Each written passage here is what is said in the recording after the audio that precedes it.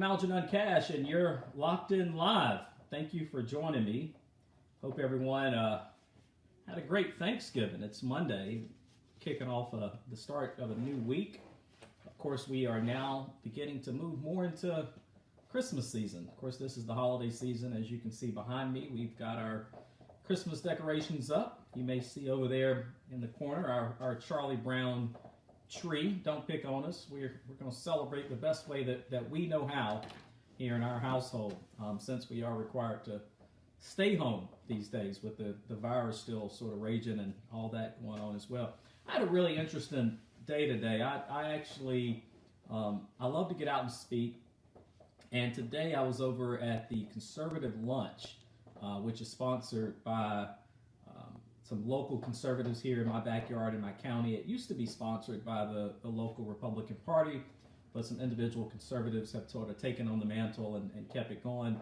I actually posted a short video of me at the Conservative Lunch. I posted that earlier today on the page. It's only 30 or 40 seconds, but go take a look.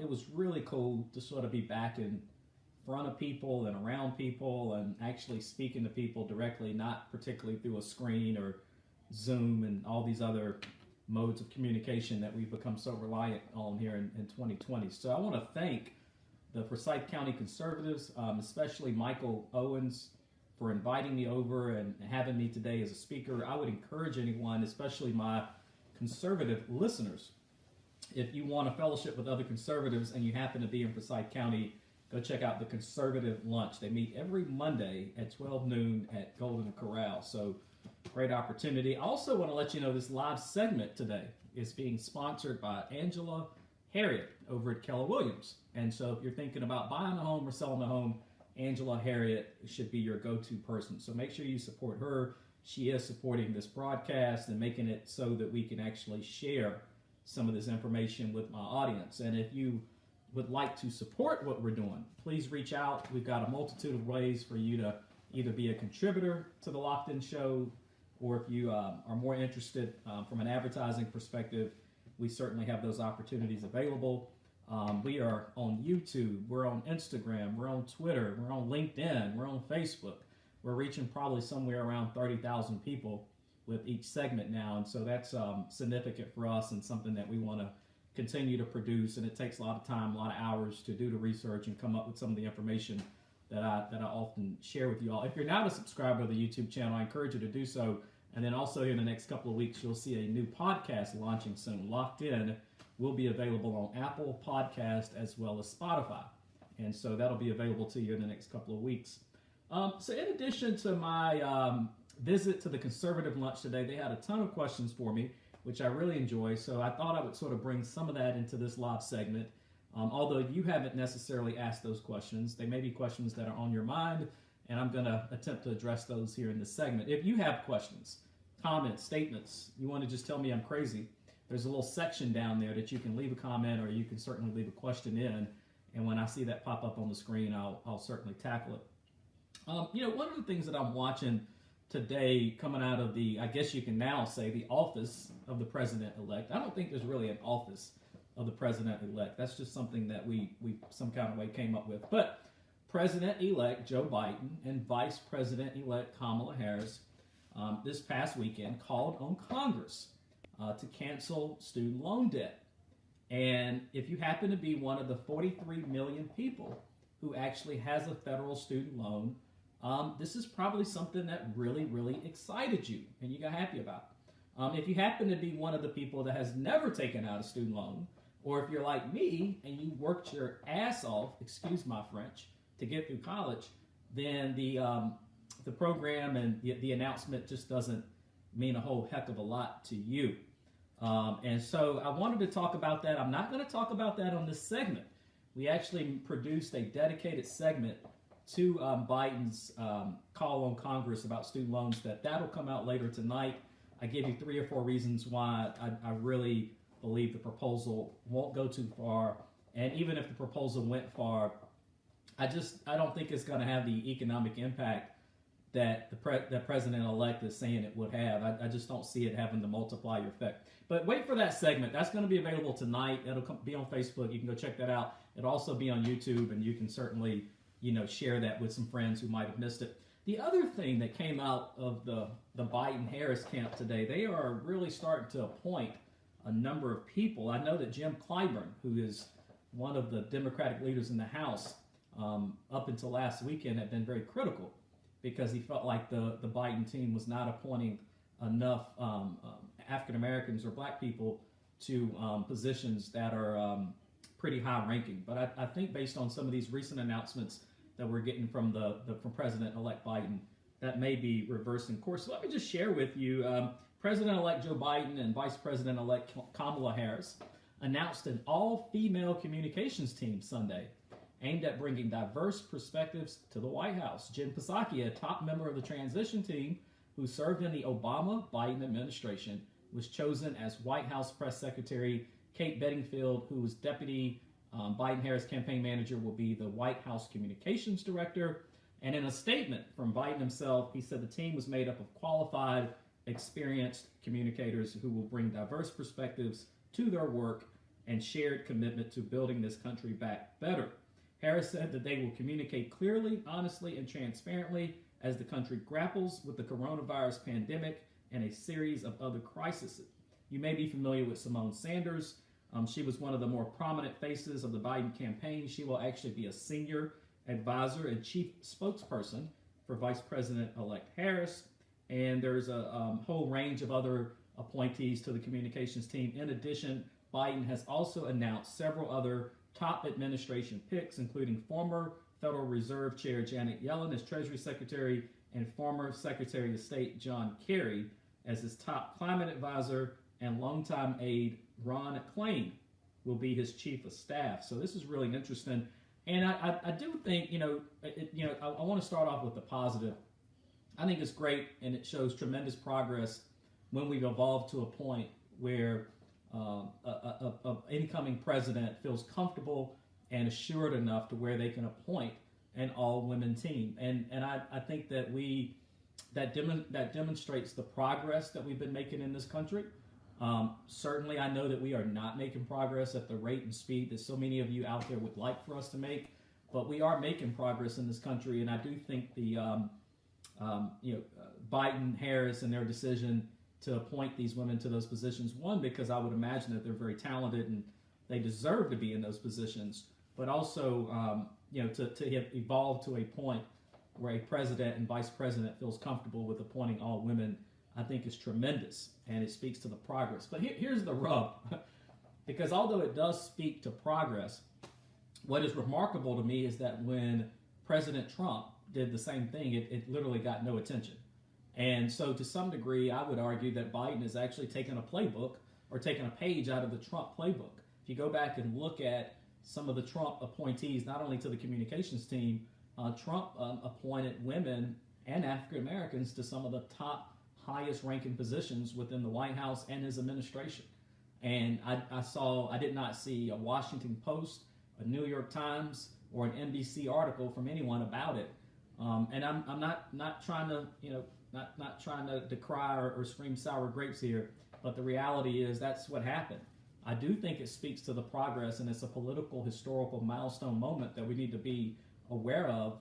But the same moment should have also, Trump should have received credit for the same moment. Or if you go back even to the Bush administration, George Bush was someone that appointed minorities and women to some of the most high-ranking positions, and I still believe he did not get the full and proper credit for what he did. I mean, you look at Alberto Gonzalez, first Hispanic Attorney General, Colin Powell, first African-American Secretary of State, Condoleezza Rice, and the role she played not only in the State Department but also in the National Security Council. We'd never seen an African-American woman in a position like we saw with Condoleezza Rice prior to the Bush administration. There would be no Kamala Harris if there was no Condoleezza Rice. And so I think the media, as always, and the media can be very liberally based, I think the media, as much attention and light as they're shining on this now, this same light should have been shined on it before. But that's okay. That's okay. We're not going to wait for CNN and MSNBC to do what we can do. That's why I'm here. That's why I'm doing the research. That's why I'm making sure you stay informed and you stay educated about the things that a lot of times the media may not may not shine light on. And I did get a couple of questions because I posted, we curate a lot of news for the Locked In page, and then we share that news and allow people to comment on it so we can create some conversation and dialogue. And I did get a couple of questions, and I got a couple of statements about it that I want to just highlight, because this is, when I do these live segments, always a great chance to sort of share what I'm thinking live versus through a post. I want to read a comment to you that I got on the post earlier. This is from Byron D. Thurman. So first of all, if you comment on my post, just know that you may be subject to your name being read out loud and live. So that's you give up that right when you comment on the post. So Byron D. Thurman stated, brother, I guess he's speaking to me, brother, White House communication teams are always made up of former journalists. The difference with number 45 is that those people have been media personalities, but not journalists. See, McCaney, it should also be noted that Old Joe's communications team is comprised of women. He's going to have the most diverse administration in history. That's to be recommended. Let me notate that that's is actually spelled with a Z, but that's neither here nor there. Let's get into the statement. The statement that he's making is in reference to a comment that was made by Jake Tapper. Jake Tapper, who is a longtime anchor for CNN, he made a big point during the Trump administration to talk about and highlight the fact that there was this symbiotic connection between Fox News and the Trump communications team, being that Kayleigh McCaney and several others that are part of that communications team actually came over from Fox News. Jake Tapper essentially spent 4 years railing about this, talking about the revolving door between the Trump administration and Fox News. He talked about it extensively. However, on Sunday, when they announced that Psaki's new role in the Biden administration, now keep in mind, Psaki was a CNN contributor, and many of the people, including Simone Sanders, Karen Jean-Pierre, and several other members of this communication team, either work for MSNBC or they work for CNN. And when this went on, as this is going on with this incoming Biden administration, it's celebrated that all of a sudden there appears to be a revolving door between the liberal-based media, being MSNBC and CNN, and the Biden communications team. And again, this is what frustrates the hell out of conservatives, because we get accused of doing certain things, but then when our opponents do the very same thing, the media doesn't say a lot about it. They don't shed a light on it. So all of the negative comments that Tapper had for years and years about Trump and his association with between his communications team and Fox News, I would hope that he would show these most recent appointees that same energy, but I don't think that that's probably going to happen. I think that Biden and Harris, like most Democrats before them, will receive some type of a pass. I think it's also worth noting that a lot of these people that Biden is appointing, whether it be his communication advisors or even people that we're now hearing that will serve on the economics team, all of these people are Obama loyalists. They've all been camping out at a consulting firm in D.C., waiting for the next Democratic administration. And now that we have an incoming Democrat as president, they're all coming back off the bench, and they're now leaving private practice, or they're leaving media to come back and get involved with government.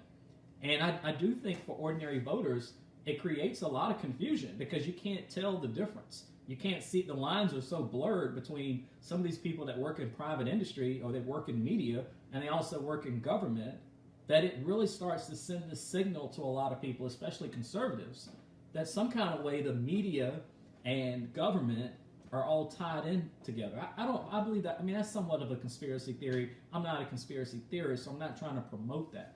But what I am saying is I can understand, one, why conservatives get so frustrated with the double standard.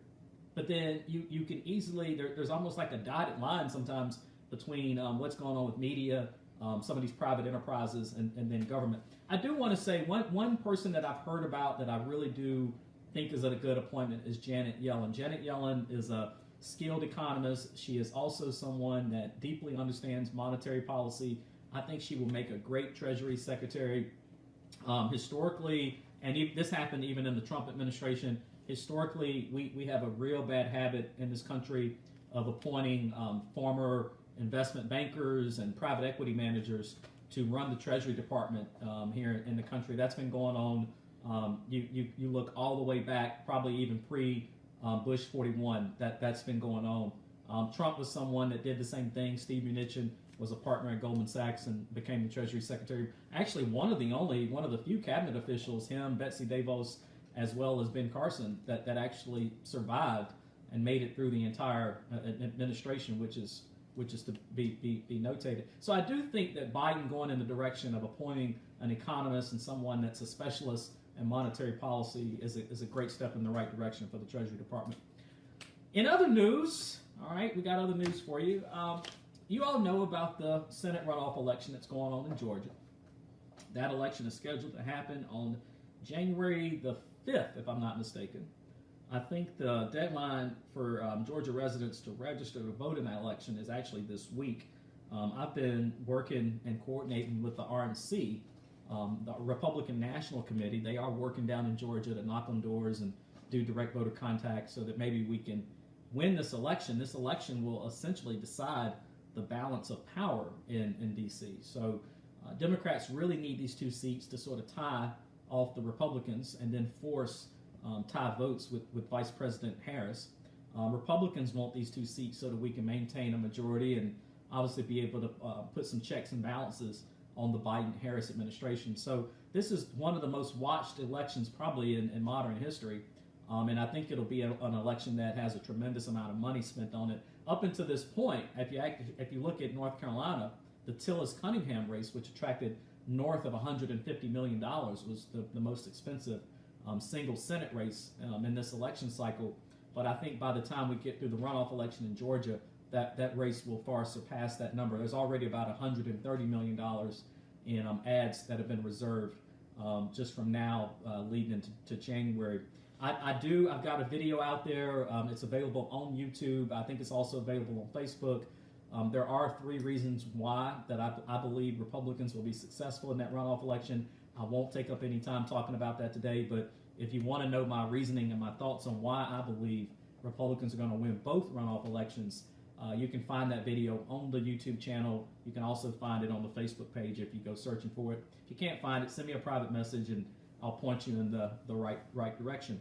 But there's something interesting that's starting to happen. As you know, the president has been dissatisfied with the election results and has been challenging those results all across the country through lawsuits in many states, Wisconsin, Michigan, Pennsylvania, including Georgia. And there are a group of Republicans that are increasingly concerned by calls from Trump supporters for conservative voters to boycott Georgia's Senate races next month. Following his election defeat to Joe Biden, Donald Trump has repeatedly accused election officials of presiding over systemic fraud in Georgia, a state he won in 2016 but narrowly lost this year. These claims have triggered a number of the president's most ardent supporters to suggest writing in Mr. Trump rather than the 2 incumbent Republican senators, Kelly Loeffler and David Perdue. The senators were both forced into runoff elections after failing to get more than 50% of the vote, which is a rule down in Georgia. Listen, if you happen to be one of the people that they're talking about, this would be a disaster. I think would be hugely disastrous for Trump supporters or anyone, quite frankly, to be calling on conservative voters in Georgia to boycott the runoff election and not participate. It is so important.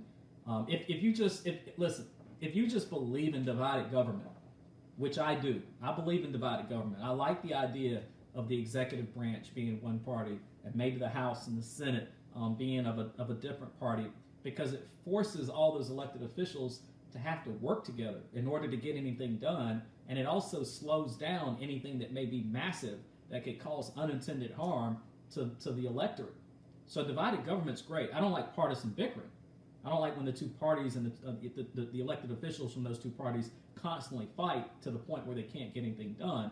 But I do like divided government. And if you like divided government, then you want Republicans to win this election down in Georgia so that we can maintain some balance of power. And calling on conservative voters to boycott the election is the most ludicrous idea that I've ever heard. I've even read some reports where there are Trump supporters in Georgia that's accusing Senator Perdue and Senator Loeffler for being a part of the so-called electoral fraud in Georgia, which again is a completely crazy idea that they would be accused of being a part of it. I would imagine that if they were a part of it, they would have fixed their own elections so that they didn't have to go to a runoff. So let's start from that point. So I don't think Loeffler or Perdue is a part of what went on in Georgia, and I think that Trump supporters and all conservatives should be calling everybody you know in Georgia and try to encourage them to vote this year and in the runoff, support Loeffler, support Perdue, so that we could maintain some balance of power in Washington, D.C. So that was an interesting report for me. So a lot of news, lots going on. It's the holiday season. Congress is also back in session for the lame duck session. They came back this week. We still continue to call on Congress to pass the Restaurants Act. We've got around 3 million hospitality workers that are still unemployed, and the restaurant or just the food and beverage business in general needs a lot of assistance. So that's something that I'll be working on. You'll probably see a press conference this week that I'm leading with the Triad mayors, calling on Congress to act. Make sure you stay tuned for that. Like I said, tonight you'll see my segment coming out about the student loan proposals from President-elect Biden. I'll give you some reasons why I think that's an absolutely crazy idea. Not only will it not work economically, but it's just a far left policy. Look for that video tonight. I'll have that up for you. Also tomorrow on the Full Locked In show, I will have Greensboro Mayor Nancy Vaughn. She'll be locking in to just talk about what cities, small cities across the country are doing to manage and deal with COVID-19 and some of the restrictions that they're putting in place to try to reduce the spread of the virus. We'll be locking in for that conversation tomorrow. On Wednesday at 12:30, we're going to be talking about how to make your business more virtual. So today is Cyber Monday. So if you're someone that already has a strong online or digital presence, you benefited from today, which is great. But I'll have Joyce Rice with me. Joyce is, not only is she conservative, but she's someone that has an extensive background in business development, banking, workforce development, and she also knows a little bit about creating virtual businesses. So she's going to be sharing some strategies and tips on how you can convert your business to virtual. That's actually going to happen on Wednesday. And of course, we'll have more people coming in for you this week as we continue the week along. I do want to take a moment to encourage everyone again. If you haven't found me on Instagram, I share interesting content over there. Not the same content you see here on Facebook. So go follow me on Instagram, find me on LinkedIn, find me on Twitter. Definitely subscribe to the YouTube channel so that whenever we post new videos, you get a notification. If you haven't already liked the Facebook page, do the same. If you like what you're hearing tonight or any of the live segments that you've heard from me, you can click like, but you can also click share. And you can share that with a friend and encourage them to come to the page and get more educated and more informed about what's going on, not just with politics, but news in general. And as always, want to remind you that today's live segment was brought to you by Angela Harriet over at Keller Williams. If you want to buy or sell your home, reach out to Angela Harriet. She would love to help you. And I also got some late breaking news before I went live tonight that I do want to mention. Troy Lawson. I don't have all the details to this quite yet, but Troy Lawson, who was the first African American chair of the Guilford County Republican Party. Troy also ran for city council as well as county commissioner here in this most recent election cycle, has passed away. And so our thoughts are with Troy and his family and his wife. Again, I don't have a lot of details about what happened, but I would ask that you pray for his family. Troy was a great individual, no matter where you may fall at within your politics, whether you're conservative or liberal.